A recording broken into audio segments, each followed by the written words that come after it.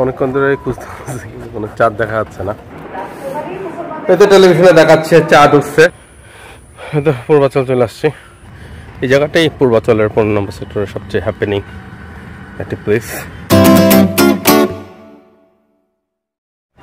ইফতার পর আমরা চলে আসলাম বারান্দা। এখান থেকে চাঁদ দেখা যায়, আমরা দেখতেছি চাঁদ উঠছে নাকি।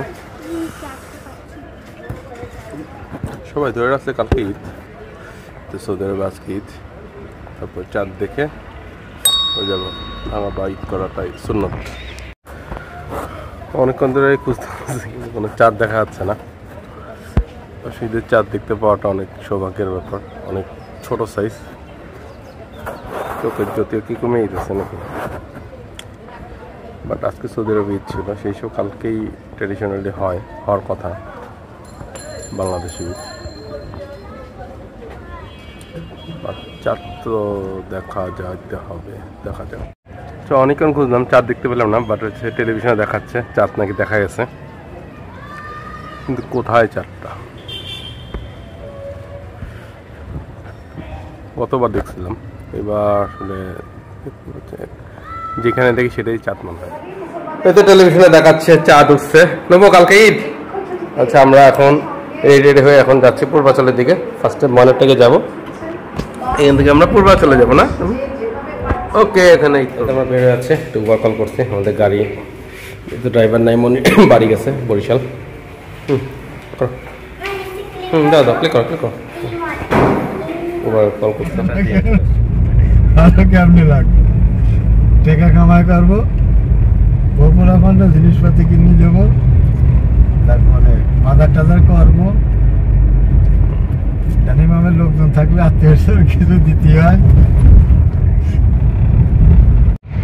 উবারে করে যাচ্ছিলাম, উবার ড্রাইভারের সঙ্গে বেশ কিছুক্ষণ গল্প করলাম, তাদের ঈদের কেনাকাটা ইয়ার। ময়নারটায় চলে আসলাম, আসপাদে কালকে ঈদ। রিমা অ্যাকচুয়ালি এখানে থাকবে, রিমাকে রেখে রাখতে আসছি। আর পূর্বাচলে আসলে তেমন কোনো থাকাটা আসলে কষ্টের মানুষের জন্য। তো মানুষ কালকে আবার এখান থেকে আমরা পূর্বাচলে যাব। তো ময়নারটার থেকে বাইরে গেলাম, এখন পূর্বাচলে যাব। তো পূর্বাচল চলে আসছি, পুরো অন্ধকার, পাশে কিছু তারা দেখা যাচ্ছে, নির্জন এলাকা। রাত্রেবেলা আমরা ঈদ করবো এবার পূর্বাচলে। তো অন্যান্য জায়গা থেকে পূর্বাচলে ঠান্ডা, মোটামুটি একটু ঠান্ডা ঠান্ডা এলাকা ভাব আছে। নির্জন এলাকা পূর্বাচল, ঈদের আগের দিন রাত্রেবেলায়। বাড়িঘর নাই, টুকটাক দু একটা বাড়ি আছে। একটু যাচ্ছি গোলচক্করের দিকে, সবচেয়ে হ্যাপেনিং প্লেস। তো হাঁটতে হাঁটতে মসজিদে গোলচক্কর এখানে চলে আসছি। এই জায়গাটাই পূর্বাচলের 15 নম্বর সেক্টরের সবচেয়ে হ্যাপেনিং একটি প্লেস। মানুষজন এখানে আসে ঘুরতে, যে বিভিন্ন রেস্টুরেন্ট আছে। মানুষজন তো তেমন থাকে না, দু একটা ফ্যামিলি ছাড়া। রেস্টুরেন্টটা অনেক, ঘুরতে আসে মানুষজন, লং ড্রাইভ।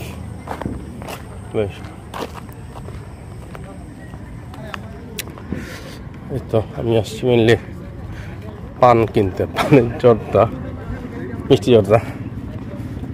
তো ঈদের আগের দিন রাত একটু পান তো খাবোই, মিষ্টি জর্দা ছাড়া কেমন লাগে দেখে পাওয়া যায় না, কিন্তু একটা দোকান আছে। অনেক রাত হয়ে গেছে, চারদিকে নির্জন নিস্তব্ধ, একটা ঝিমঝিম একটা ভাব, মানুষজন নেই। তারপর ঘুরে বেড়ালাম গোলচক্করে, মসজিদ গোলচক্করে বেশ কিছুক্ষণ ছিলাম, বাসায় আসলাম। এটা ভালোই লাগতেছিল। বাবা মা ভাই আছে, কালকে বোন আসবে, বোন জামাই, দুই ভাগ্নি ভাগনা, সব একসাথে আমরা ঈদ করবো। অন্যান্য জায়গায় যাবো, আমরা শ্বশুরবাড়ি, বিভিন্ন জায়গায় যাবো আমরা। কালকে আমাদের ঈদ উল ফিতর। তো ছোটোবেলা থেকে এই দিনটা আসলে আমাদের সবার কাছেই খুব আনন্দের একটা দিন মুসলিম বিশ্বের কাছে। রাত বাড়তেছে, সবাই ঘুমিয়ে পড়তেছে।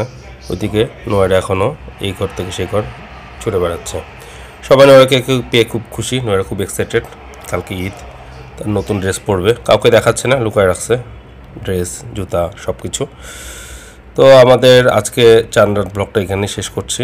সবাই ভালো থাকবেন, আর নেক্সট আমাদের ঈদ ব্লগ নিয়ে আপনাদের সামনে হাজির হচ্ছি। সবাই ভালো থাকবেন, আল্লাহ হাফেজ।